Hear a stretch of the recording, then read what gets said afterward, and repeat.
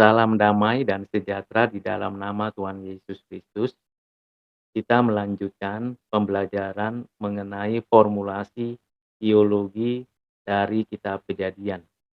Pada video yang ke-8 ini, saya menjelaskan mengenai providensia Allah atau pemeliharaan Allah. Saya akan menjelaskan tahapan-tahapan yang penting di dalam memahami tentang providensia Allah.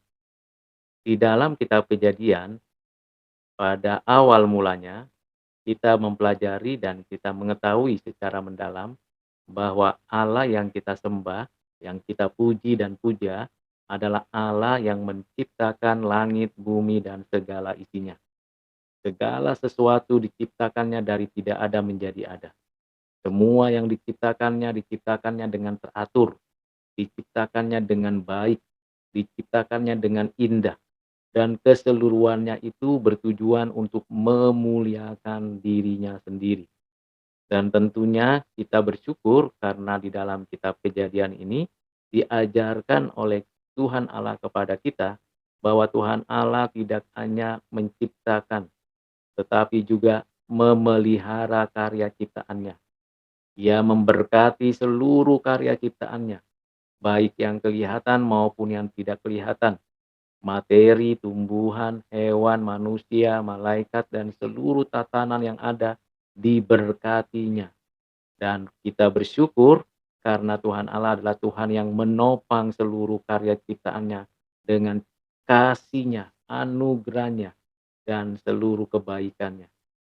Di dalam kitab Kejadian ini juga kita belajar dan memahami apa artinya Tuhan memberkati dan mengkhususkan hari ketujuh menjadi hari yang spesial untuk seluruh jagat raya, untuk seluruh ciptaannya, di mana Tuhan menyatakan hari itu adalah Sabat, yang mana Tuhan memberkati dan secara khusus semua semesta alam dalam kondisi Sabat. Semuanya ditujukan bagi kemuliaan Tuhan Allah. Lebih daripada itu, Tuhan juga memelihara manusia yang semula di Taman Eden dengan buah-buahan yang tersedia, dengan kecukupan yang baik, dan dengan segala keutuhan yang agung. Sekalipun demikian, manusia diberikan pemeliharaan yang luar biasa, bahkan diberikan covenant kerja, supaya melalui ikatan covenant ini manusia berkarya, menjalankan mandatnya, mengelola bumi, memelihara bumi. Namun manusia berdosa kepada Tuhan Allah.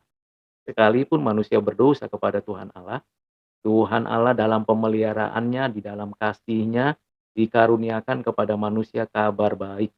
Kabar baik ini yang menjadi kekuatan dan harapan bagi manusia untuk melangsungkan kehidupan di tengah-tengah kehidupan berdosanya. Selain itu, di Taman Eden itu, Tuhan juga menjaga manusia yang berdosa agar tidak makan buah pohon kehidupan dan diusir dari Taman Eden supaya berkarya di bumi ini. Mengapa diusir? Karena manusia tidak diperkenan Tuhan untuk makan buah pohon pengetahuan yang baik dan yang jahat. Tetapi juga sekaligus Tuhan tidak berkenan manusia yang sudah berdosa itu makan buah pohon kehidupan. Karena kalau makan buah pohon kehidupan, manusia yang berdosa itu akan selamanya berada di dalam keberdosaannya.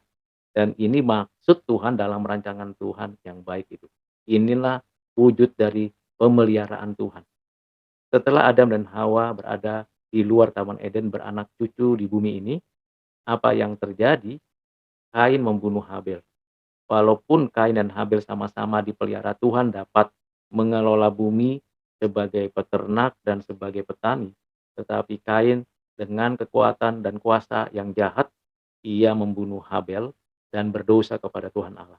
Dalam keadaan berdosa seperti itu pun, Tuhan Allah masih memelihara Kain, sehingga Kain tidak dibunuh oleh saudara-saudaranya, oleh anak-anak daripada Adam dan Hawa.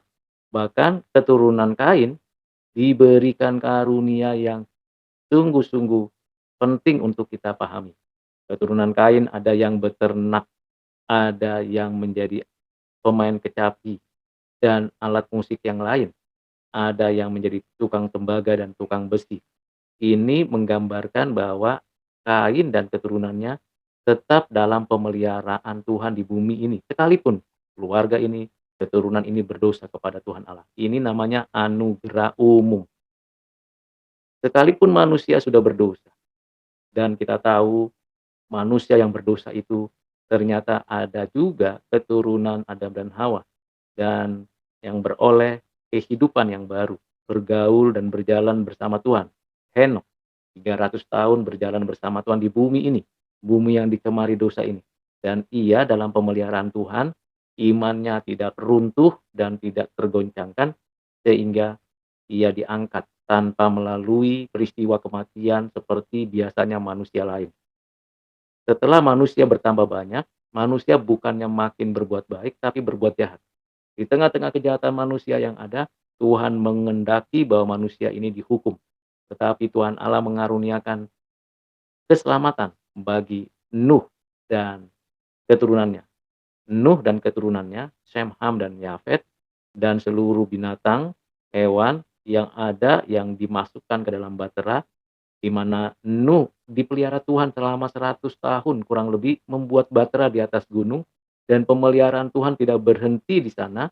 Bahkan selama air bah itu diturunkan, hujan itu terus melanda bumi, orang-orang berdosa dihukum Tuhan. Nuh dalam pemeliharaan Tuhan di bahtera yang dibuatnya. Tidak ada kerusakan pada bahtera itu, tidak ada tempat yang bocor, dan tidak ada binatang yang mati, dan tidak ada penyakit yang muncul, sehingga selama kurang lebih 150 hari ada di bahtera itu Nuh dalam pemeliharaan Tuhan. Bahkan sebelum Nuh itu menyadari akan air itu bertambah banyak dan hujan begitu deras, pintu daripada bahtera itu Tuhanlah yang menutupnya. Ini bukti pemeliharaan Tuhan. Sekalipun akhirnya Sem, Ham, dan Yafet bertambah banyak setelah keluar dari bahtera, setelah mereka beranak cucu, sekalipun keturunan Ham berbuat jahat di hadapan Tuhan dengan membuat menara Babel dan mengindahkan tanggung jawabnya untuk memenuhi bumi, bahkan tidak melakukan kebajikan dan mau meninggikan diri, dalam keadaan seperti itu pun Tuhan Allah masih memberikan kemampuan berpikir membuat menara. Di pihak lain kita tahu bagaimana Abraham di Ur Kasdim pun dalam pemeliharaan Tuhan. Dan Abraham keturunan dari Sem dipanggil secara khusus mendapatkan tugas tanggung jawab khusus dari Ur ke Haran, dari Haran ke Kanaan dan dipelihara Tuhan. Sekalipun memang menunggu apa yang dijanjikan Tuhan. Abraham jatuh bangun dalam hal itu, tapi pemeliharaan Tuhan atas Abraham, imannya, keyakinannya, keteguhan hatinya, sehingga ia setia kepada Tuhan Allah. Sempat jatuh dengan lahirnya Ismail, anak budak Hagar, atau dengan cara-cara untuk menggantikan apa yang dijanjikan Tuhan. Bahkan Sarah sempat jatuh melakukan atau bersama dengan Abraham hal-hal yang tidak berkenan di hati Tuhan. Tetapi janji Tuhan, pemeliharaan Tuhan atas Abraham itu terjadi. Ishak dilahirkan oleh Sarah pada usia yang lanjut. Abraham dan Sarah dipelihara Tuhan sehingga Ishak bisa dibesarkan, dan bahkan Ishak dapat melanjutkan keturunan, memiliki anak Esau dan Yakub. Lebih dari itu, Yakub pun di dalam pemeliharaan Tuhan. Sekalipun ada konflik antara Esau dan Yakub, tetap keduanya diberkati Tuhan dalam pemeliharaan Tuhan secara umum, dan secara khusus Yakub dipelihara Tuhan. Selama 20 tahun di rumah pamannya Laban, Yakub dipelihara Tuhan, dijagai, diberi kepintaran, diberi kemampuan untuk beternak, bahkan memajukan ternaknya Laban, dan berhasil. Selain itu, Yakub pun diberikan karunia anak-anak dari istrinya Lea dan Rahel, dari budak Bilha dan Zilfa, menurut ketentuan masa itu. Dan ini ada bagian dari pemeliharaan Tuhan secara umum. Dan secara khusus, Yakub menerima suatu tanda keajaiban, yaitu kakinya, pangkal pahanya dipukul dan namanya diganti menjadi Israel. Inilah bentuk pemeliharaan Tuhan secara khusus bagi Yakub, sehingga ia mengandalkan Tuhan dan ia menjadi bapa segala bangsa, menjadi berkat, banyak keturunan, dan itulah yang menjadi bangsa Israel. Dalam pemeliharaan Tuhan, Yakub dan anak-anaknya berangkat ke tanah Goshen, berada di Mesir, melalui Yusuf yang dijual, yang jadi budak, yang jadi nafi, yang menjadi perdana menteri. Ia dalam pemeliharaan Tuhan. Dengan cara-cara yang ajaib, Tuhan menyatakan arti mimpi bagi Yusuf, baik bagi saudara-saudaranya, bagi ayahnya, bagi keluarga, daripada orang-orang yang ada di penjara maupun juga bagi Firaun. Yusuf menjadi sarana pemeliharaan Tuhan Allah. Dan inilah yang menjadi kekuatan yang besar bahwa sejarah ini dalam pemeliharaan Tuhan, dalam tuntunan Tuhan. Kita juga bersyukur kepada Tuhan Allah di dalam Kejadian pasal 50 dengan jelas diajarkan kepada kita mengenai bagaimana prinsip dasarnya bahwa Tuhan Allah mereka-rekakan kebaikan, manusia mereka-rekakan kejahatan, Tuhan mereka-rekakan kebaikan untuk memelihara hidup bangsa Israel dan memelihara hidup orang-orang Mesir dan memelihara hidup orang-orang di sekitar dari Mesir dan sekitar yang lain. Dengan kata lain, Tuhan adalah Tuhan yang memelihara, menjaga, menopang, dan memimpin dan mengarahkan semua perjalanan sejarah di dalam rancangan Tuhan yang ajaib. Karena itu, saudara yang kekasih di dalam Kristus, dari pembelajaran mengenai providensi Allah, pemeliharaan Tuhan Allah, maka kita mengetahui pertama bahwa pemeliharaan Tuhan Allah itu sudah ada sejak penciptaan. Bahkan terjadi juga pada saat manusia jatuh dalam dosa. Bahkan ketika manusia hendak ditebus, diselamatkan, Tuhan juga memelihara secara khusus. Dan Tuhan memelihara dunia ini, bahkan memelihara bangsa-bangsa lain, memelihara orang-orang yang tidak percaya melalui orang-orang percaya. Jadi kita belajar yang kedua, berpartisipasi di dalam pemeliharaan atas alam, atas bumi, atas segala isinya. Dengan melakukan satu tindakan yang sungguh menunjukkan kebajikan. Kita menjaga supaya air, udara, lahan bersih, tidak terpolusi, tidak tercemar oleh hal-hal yang buruk dan yang jahat. Bagaimana kita menjaga itu?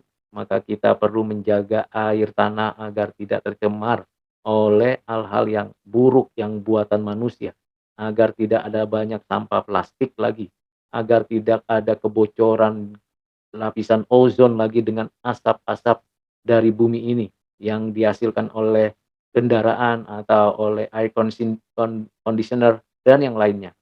Kita perlu menjaga bumi ini karena memang tugas kita diberikan wewenang itu.